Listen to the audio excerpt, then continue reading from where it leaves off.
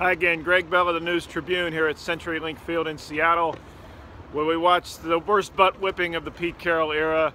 Seahawks losing 42-7. That's the largest margin of victory since 2009. In December of that year, the next to last game of Jim Mora's failed one-year regime. That was the next to last game before they hired Pete Carroll. Given the stakes that were in play today, the fact the NFC West title was basically being decided today, this was an epic fail in every regard. Defensively, offensively, special teams, none of it worked. None of it worked from the start. The Seahawks were down 34-0 by halftime and got booed off this field. By the end of the 5 minutes left in the game, this looked like a game in Cleveland somewhere. There's so few people left in the stands. An absolute embarrassment, to use the word of Doug Baldwin after the game. Baldwin in the locker room said to his teammates right after the game, "Let this burn." And his point is, learn from this. Don't just put it behind you and move on to Dallas next Sunday, which is now beyond a must-win game because the Seahawks need all kinds of help to get in the playoffs. Wagner said, learn from this and don't put yourself in a position to be this ill-prepared for the start. Russell Wilson sacked 7 times by a Rams defensive front that had its way with the offensive line of Seattle like the Seahawks feared it might. 9 more penalties for the Seahawks. After the game, Wilson made an interesting comment of, "We weren't ready to play enough." And then I asked him, well, if you weren't ready to play enough for a game of this magnitude, how concerning is that? And he backtracked a little bit and said, well, we were prepared. We had a great week of practice. We just didn't make the plays we normally make in the beginning of the game. Tanner McAvoy's fumble in the 3rd play of the game in the Seahawks' own territory after a catch and run for a first down really set the Seahawks on their heels. The Rams only converted that into a field goal, which seemed like a coup for the Seahawks defense that was playing without 4 Pro Bowl starters, including KJ Wright, who missed because of a concussion that we thought he would. Bobby Wagner played despite a strained hamstring.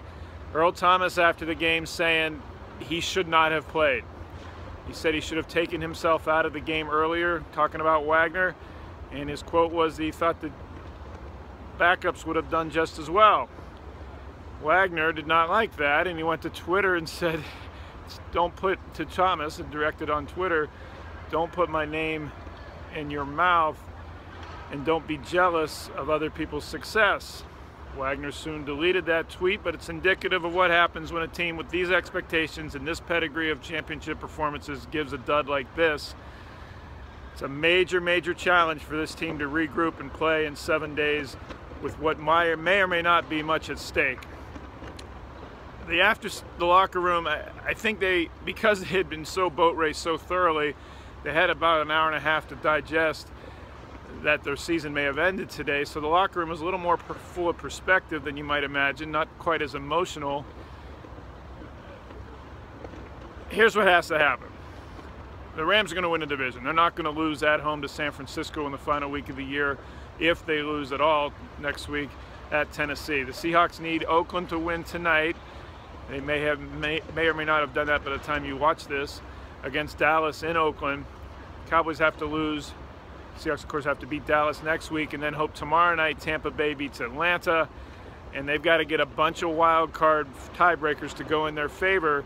They can't finish tied in wins and losses with Atlanta at the end of the year because the Falcons beat the Seahawks here a couple months ago. Very possible a 10-6 team's not going to make the playoffs in the NFC. Very, very possible that team could be Seattle. Seattle now at 8-6. No running game again. 19 yards for Mike Davis. The way the score got out of hand so quickly, 20-0 midway through the 2nd quarter, the running game went all for naught anyway. Here are the drive starts the Rams had in the first half. The Seahawks 40 at midfield and at the Seahawks 1. That was their first 3 drive starts. That was a 13-0 score after that.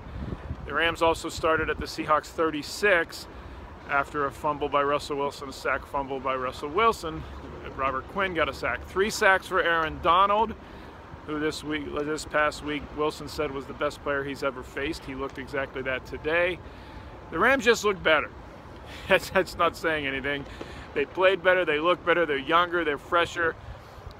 And I wrote and think that if this wasn't the end of an era, it sure felt like it for the Seahawks.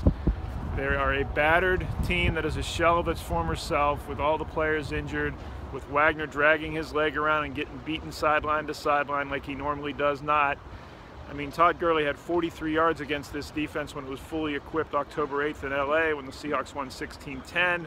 He goes for 153 yards, 144 in the first half with 3 touchdowns. Today, Gurley had 1 touchdown in 4 games against Wagner, Wright, Chancellor, and Sherman before today. This was an epic fail, as I said, and something that the Seahawks have to be concerned about, how badly they played with the stakes as high as it was. Chris Richard, the defensive coordinator, lit into his troops on the sideline at the bench in the middle of the second quarter after it was 20-0 on one knee, pointing at the ground, pointing at the players, pointing at the scoreboard.